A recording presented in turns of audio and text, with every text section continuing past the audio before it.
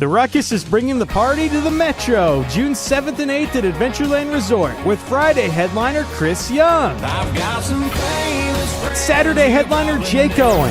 yeah, caught up in a southern summer. Russell Dickerson, Maddie and Tay, Lauren Elena, Brian Kelly, and more. Festival tickets include access to the theme park and water park. Get your tickets at ruckusiowa.com. Use code word Steve for 25% discount for weekend VIP and weekend general admission tickets.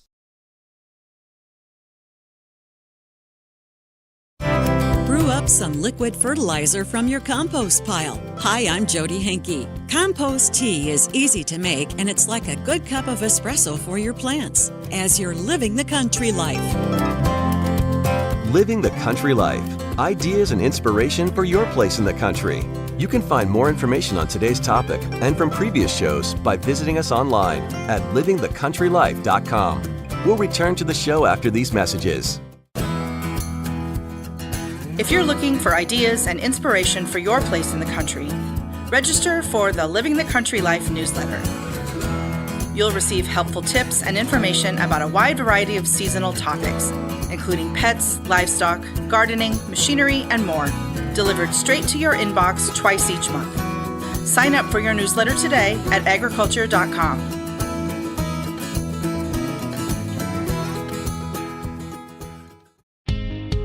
Whenever you're online, Living the Country Life is there too.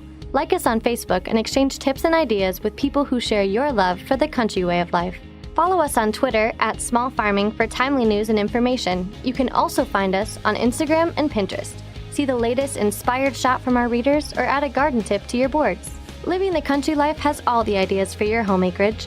Visit us online at livingthecountrylife.com and find us on social media.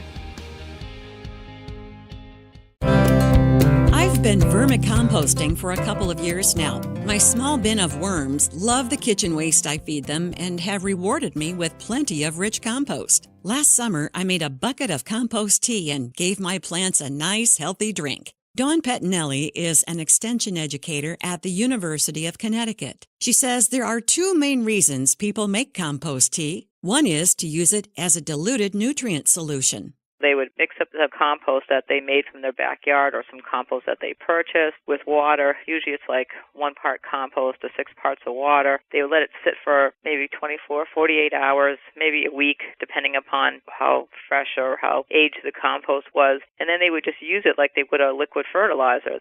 The other type of compost tea is aerated as it brews. Throw a couple of handfuls of compost into a burlap bag or old pantyhose and put it in the bucket of water. You can make a simple aerator with an aquarium pump and let it bubble for a day or two.